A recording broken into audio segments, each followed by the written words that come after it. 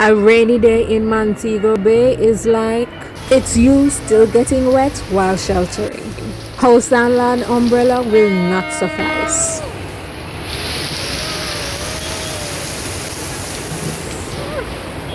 Somebody is always running in the rain. It's usually a man not wanting to use an umbrella.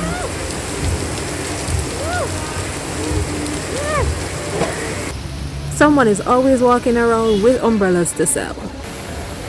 There's bound to be some traffic.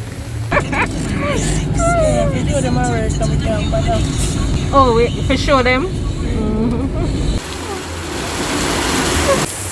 The street side vendors have to cover up their wares. Food still have to deliver. If it falls too long or too pours, there's bound to be flooding.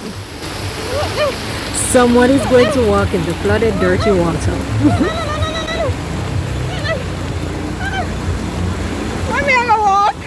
But not me. I got a taxi driver to take me over the water.